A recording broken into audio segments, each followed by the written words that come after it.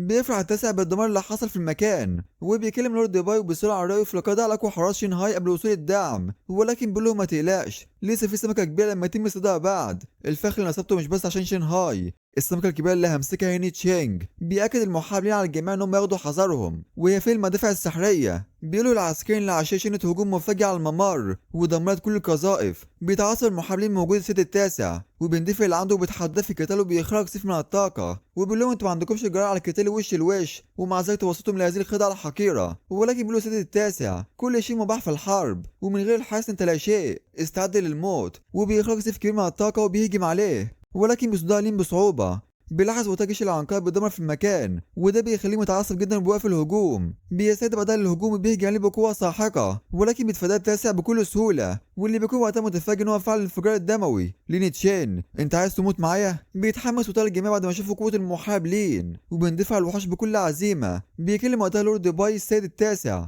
النمل في النهاية هو نمل، وهم دايما بيبالغوا في قوتهم، ولانك عايز الموت فاستعد لذلك. وبيهجم عليه وبيرزعه في الارض بقوة مدمرة. بيتفاجئ لين تشين من مدى قوته، وبيسأله عن هويته. بيعتذر الزعيم التاسع من باي لانه اضطر يتدخل بنفسه، ولكن بيقول له لورد باي قلت لك اني بستعد لاصطياد السمكة الكبيرة، وبالنسبة للأسماك الصغار فتعال أنت معاهم. بيستعد الزعيم التاسع بعدها وبيهجم على المحاربين بكل قوته، ولكن بيصدها هاتشي في آخر اللحظة. بيظهر بعدها الصبيان الآخرين وبيطمنوا عليه، فبيقولوا ليه إن هو لسه عايش حاليا، بس لو كان اتأخر لكن انتهى أمره.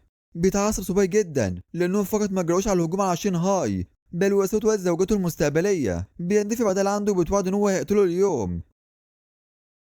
بياخد هنا المحارب لين وبيعرف الفصيل ان هو يهتم بلين. بيفعل وقتها الصوباي سلاح الوحش المقدس. بيتفاجئ وقتها بايان من قوة صوباي، بيقول لهم صوباي ان هو هيدفعهم الثمن. بيتفاجئ رفاق صوباي والجميع من قوته الكبيرة، وبيهجم الاتنين على بعض باقصى قوتهم، وده بيولد انفجار قوي جدا حرفيا. بيستمر الاتنين في الهجوم على بعض بقوة كبيرة. بيستعد بعدها الزعيم التاسع وبيهجم على صوباي، ولكن بيصدق صوباي بيقول له هو ده اخرك. بيظهر الزعيم فجأة خلفه وبيهجم على صوباي بقوة ساحقة وبيرزعه في الارض. بيندفع بعدها الزعيم التاسع وبيقول له حتى لو كل فان عايش فلن يتمكن من منعنا وتدمير البشرية اليوم. فهل يا ترى باطننا ينتهي امره على كده؟ لا والله. بيظهر فجأة وشعاع الدخان وبيخترق جسم الزعيم التاسع. بيقول له نيتشينج بكل سخرية مش عيب راجل يتنمر على الضعفاء. بيتعصب وتاز دايما التاسع من هجوم نيتشينج المفاجئ، ولكن بيقول له نيتشينج هو انت مش لسه قايل ان كل شيء مباح في الحرب، وتمكنكم من الوصول هنا وحتى عبور البحر كنت عارف ان اكيد في حد جوه وراء الكواليس. بيشكروا باين على كلامه بيعرفوا ان عنده هدف واحد بس وهو القضاء عليه. وهنا بيساعد الاتنين وبيهجموا على بعض، وده بينتج عنهم مجال الفراغ. وهنا بيجسد الاتنين قوتهم وبيقول له باي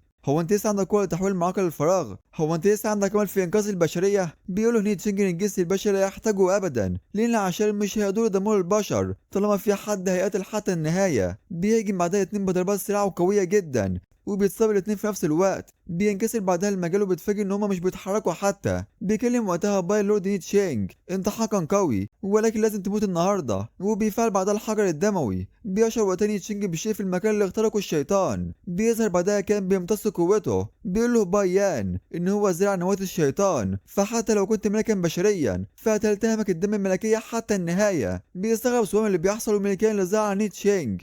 بيقول له تشينج ان هو اكيد تعرض لكمين لازم نساعده حالا.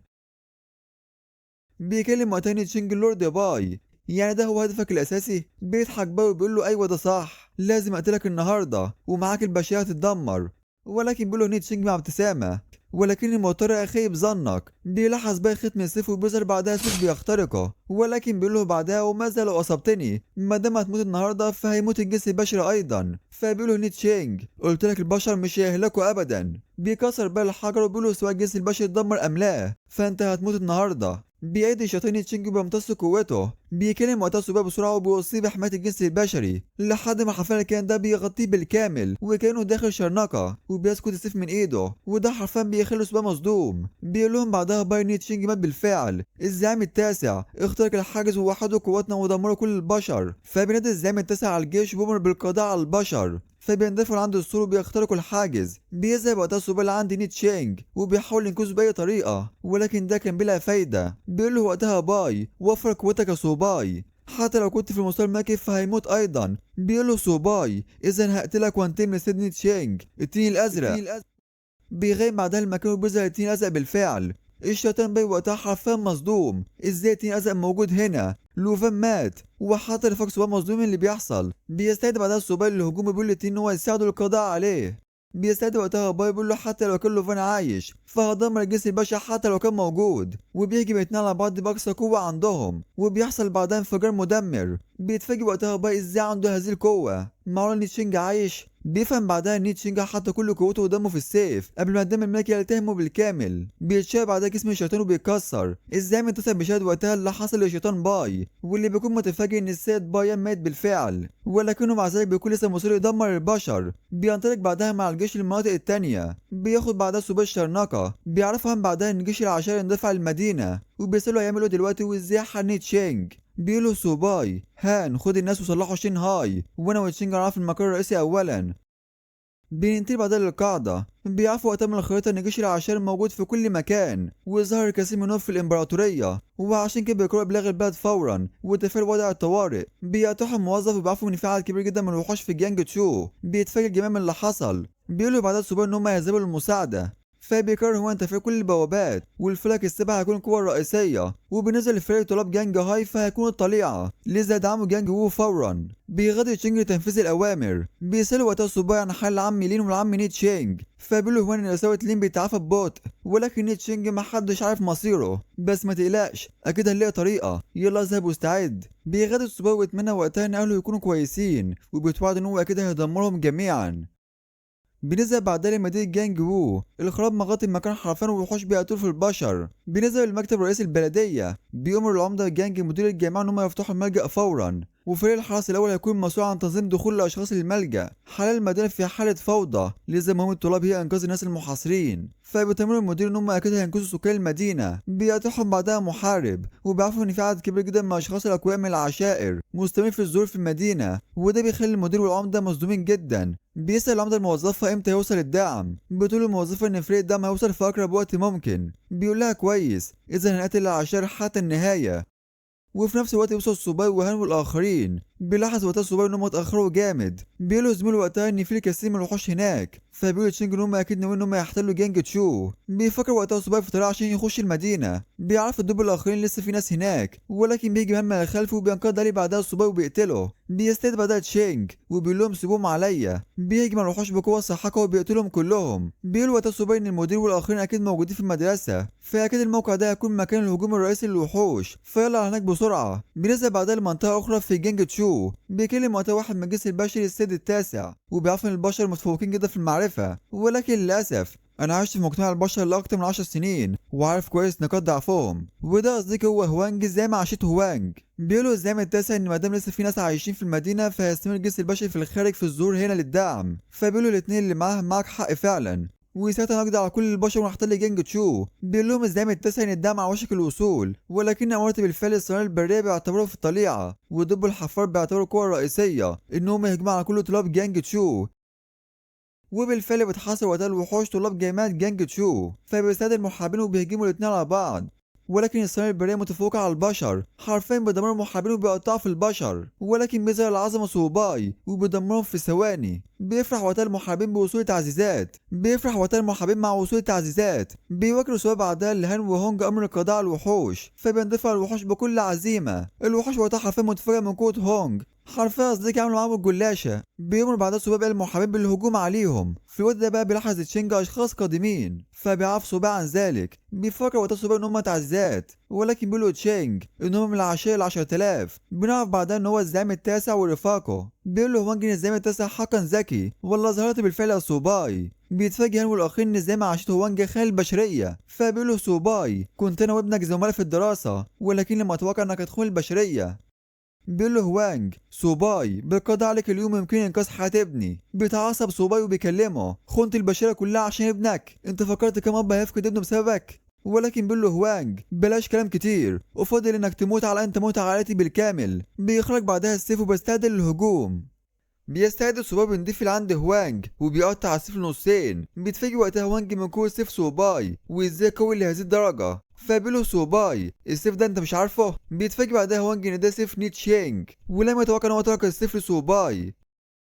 بيهجم سوباي ويقول له ايوه صح، وده اللي هستعمله في القضاء عليك. وبيهجم على هوانج وبيحتفوا لبعيد، ولكن بتمسكه محاربة وبتسأله وكان بخير. بيقول لها هوانج يلا نهجم كلنا، لازم ما نخلوش يفعل سلاح الوحش المقدس. وبالفعل بيندفع الكل عليه وبيهجموا بكل قوتهم وبيحصل بعدها انفجار ضخم. لا ومش كده وبس، ده كمان لسه مستمرين عليه في الهجوم بكل قوتهم ومش عايزين يعطوه اي فرصة للهجوم لحد ما يموت. وبعد فترة بيتوقفوا على الهجوم وبيتساءلوا وقتها لو كان سوباي مات. بيختفي وقتها الدخان وبيلاقي ان سوباي محاط بدرع ولم يصاب حتى بخدش. فبيقول لهم وقتها بكل سخرية مع درع المستوى اللورد ودرع هاتشي هجمتكم ولا حاجة قدامي. بتتفاجئ المحابرة ده هو درع الوحش المقدس. بيفعل سوباي سلاح الوحش المقدس وبيقول لهم اكيد شبعتوا من القتال، جه دور الان. وبيندفع عندهم بسرعة كبيرة وبيقطع فيهم. الوحوش مصدوم من قوة سوباي وسرعته وبيهربوا بأقصى سرعة. فبيقول لها سوباي سرعتك كبيرة فعلا في الهرب، الكل يجي لعندي لو كان عندكم الشجاعة للقتال حتى الموت. بيوقفوا وقتها هوانج وبيعرفوا ان درع الوحش المقدس اكيد مش هيدوم، مع ان اساليبه غريبة ولكنه في النهاية مجرد بلاتيني المستوى. بيظهر بعدها الدعم وبيعرفوا ان الزعيم التاسع هو اللي بعتهم. فبيقول له هوانج جيتوا في الوقت المناسب يا رفاق، ركزوا كل قواكم على سوباي.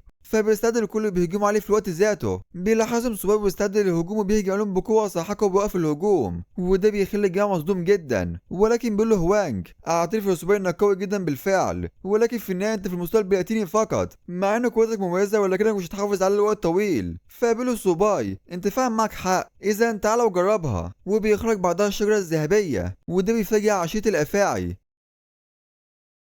بيجي سوباي عليه بكم ودمره وبيقطع فيهم. فبيهرب الكل بسرعه وهم مصدومين ان هو رجع قوته. بيكلم وقتها شينجو طلاب جانج تشو يا رفاق لازم نعرف الوحوش مدى قوه طلاب جانج تشو وعدم السماح لسوباي بالتباهي لوحده. بالفعل بيندفعوا كلهم على الوحوش وبيقطعوا في اي حد واقف قدامه. بيشاهد وقتها الزعيم التاسع اللي بيحصل من بعيد وبيتفاجئ من قوه سلاح الوحش المقدس الخاص بسوباي واللي تفوقت على سلاح لوفان. ولهذا بيقرر الدراسه بعنايه للتعامل مع سوباي وبيقول له قوته انهم يغطوا قوات البريه لحد ما ينسحبوا. بيلاحظ وقتها العمدة والمدير انسحاب العشائر الوحشية وده بيخلوه فرحان بانتصارهم. بيتمنى وقتها المدير لو كان لوفان عايش عشان يشاهد بعينه اللي حصل. ورثك سوباي رفع راسك بالفعل. ونزل بعدها للقاعدة. بتعرف وقتها الموظفة لورد هوان خبر الانتصار. فبيقول لورد هوان لم يخيب ظني حقا. وبيكلم واحد من القادة القائد لين وبيشكر في سوباي. فبيقولوا للقائد ليه ان سوباي اكيد هيكون عبقري الجنس البشري. بيرن بعدها القائد العسكري لأمة النسور وأمة الدببة وده بيخلي هو مستغرب ليه بيرن فجأة في هذا الوقت. فبيفتح المكالمة وبيقولوا الاتنين ان هم سوا أمة التين بيتعرض للهجوم من العشائر وهم مستعدين يقدموا الدعم لأنهم ساعدوهم في السابق لما تعرضوا للغزو.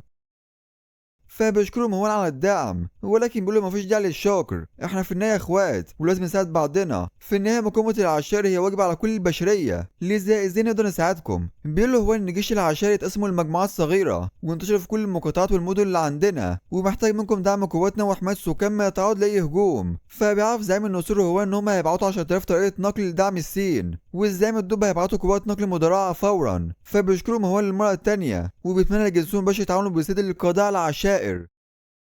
ونرجع لسوباي. بيقولوا وقتها المدير كويس انك جيت في الوقت المناسب. بيسألوا سوباي عن الوضع في جانج تشو. فبيقولوا ان حسب كلام الجيوش المحيطه الزعيم التاسع بيجمع قوه كبيره من العشائر وبيوديها على جانج تشو، باين ان هم ناويين على شيء كبير. بيقولوا تشينج باين ان هدفهم الرئيسي هو جانج تشو. فبيكلم عن سوباي وبيعرفوا ان اكيد الزعيم التاسع بيطارده. بيقولوا سوباي احتمال. بيقول لهم المدير ايا كان ولكن الوضع في جانج تشو حرج، الاهم دلوقتي هو اخلاء السكان. فبيعرفوا من تشينج المقر الرئيسي بعت رساله بين الدعم هياخد 5 ايام على الوصول. ولكن بيقول لهم سوباي ان هو مش هيستنى كل هذا الوقت. فبيقولوا المدير ان في 10,000 من الناس المحاصرين ومفيش اي طريقه يجي لهم في وقت قصير. ولكن بيقولوا سوباي بكل ثقه عندي فكره. بيتفاجئ الكل وبيسالوه عن فكرته. بيقول لهم سوباي هي مش جانج هو عندهم عدد كبير جدا من موادي الوحوش. بيقولوا المدير ايوه صح، من ساعه ما اصبحت مشهور قمنا فجاه بتسجيل اكتر من 20 فصل خاص بموادي الوحوش. فبيقولوا سوباي اذا يجمعهم كلهم. فبيسألوا هان ليه عايز يجمع هذا الكم. فبيقول تشينج فهمتك يا سوباي، انت عايز تستعملهم في نقل الناس صح؟ بيقولوا السوباي عليك نور هي دي فكرتي. فبيقولوا المدير دي فعلا فكره جامده، انا متفاجئ انها فكرتك يا سوباي، حالا وتلاقي كله قدامك. وبالفعل بيجمع الكل في الساحه وبيقول المدير ان جه الوقت عشان يثبتوا نفسهم والسوباي بنفسه هيكون القائد عليكم وعنده لكم مهمه. بيقول لهم سوبر مهمتهم هي نقل كل سكان المدينة، لذا الكل يخرج وحوشه، وبالفعل بيخرجوا وحوشهم. وهان وقتها متفاجئ ان كلهم سلاحف، فبيعرفوا المدير ان هاتشي الخاص بصوباي كان مشهور جدا هنا، لذا الكل يختار السلاحف. وهتلاقي هنا بقى كل انواع السلاحف. فبيقول لهم صوباي ان هم يقسموا نفسهم ل6 فرق، وكل فريق يذهب لاحد مواقع اللاجئين ال6 ويكون مسؤول عن اجلاء الناس هناك، وطلاب الاخرين والقوات الحاميه هيغطوكم. وبالفعل بينطلقوا في المهمه وبينقذوا كل الناس. ووقتها بيكون الزعيم التاسع بالشهد اللي بيحصل. بتسأل وقتها البنت هما البشر ناويين عليه بالظبط، وعرفنا من الكشافة ان البشر بيجمعوا الناس من كل مكان محاولة في الانتقال، ولكن بيلاقي الزعيم التاسع ده في الاحلام جمع القوات واعترضوا الطريق. بيشرف وقتها صباع على الفرق وبيسأل تشينج لو كان كل الفرق وصلت. بيعرف تشينج ان الكل وصل بالفعل ومستعدين للاخلاء، ولكن بيتفاجئوا بعدها بالكثير من الوحوش بتهاجم. بيشاهدوا كل اللي بيحصل وبيخافوا جدا. فبينتفع هان والاخرين اللي عندهم بيعرفوا صباع ان هم يهتموا بالوحوش، وبالفعل بيستعدوا وبيعرفوا صباع كل الفرق بالتوجه للباب الشرقي. ولكن المشكله ان السلاح بتكون بطيئه جدا وهما مش هيقدروا يكملوا على كده. فبيسأل صوباي هاتشي لو كان يعرف يصرحهم شويه، وهنا بيصرخ هاتشي وبينشر قوته، وده بيرفع صوت السلاحف. بنذهب بعدها للمكان ووقتها بنلاقي الذئاب على الطريق. بيتفاجئوا وقتها بقدوم الكثير من السلاحف عليهم، وهنا بقى بيخش عليهم هاتشي وبيجد عليهم تماما. فبيكلم صوباي الكل وبيقول لهم اندفعوا بسرعه للبوابه، وبالفعل بينطلقوا باقصى قوتهم.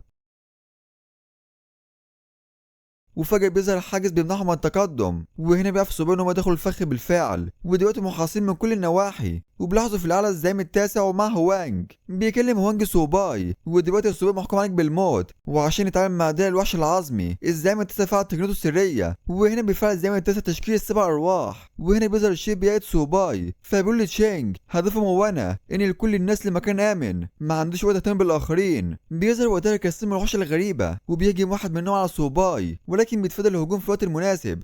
بيعرفوا وانج المحاربين الموجودين هنا من اقوى المحاربين من العائلات الملكيه. هو انت فاكر لسه عندك فرصه للفوز يا صوباي؟ بيفكر وقتها شينج في طريقه عشان يساعد صوباي. الكل وقتها بيجمع على صوباي في نفس الوقت ومش بيعطوها حتى فرصه للرد، وبيكون وقتها الدرع على وشك الانكسار. فبيندفع للسما بفعل سلاح الوحش، وبيجمع الواحد منهم بهجوم مدمر. ولكن المفاجاه ان الوحش لما تاثر بالهجوم فبيقول له وانج بكل حماس هو انت لسه شفت حاجه؟ الدرع هتدمرك مع الوقت وتدمر روحك، اقتلوه. فبيستعد الكل بيهجم على صوباي. فبيندفع تشينج اللي عنده وبيقرر يساعده، ولكن بيقول صوباي ما حدش يجي لعندي واذهب وهات الدعم. ولكن بيذهب بفعل المدير والاخرين للدعم. بيسأل المدير المحارب تشينج عن الوضع، فبيقول له صوباي عليك في تكوين الحياه اللي بيقطع الارواح ال7. بيتعصب المدير وبيكلم هوانج، بتفضل تكون كلب العشير على ان تكون انسان لائق.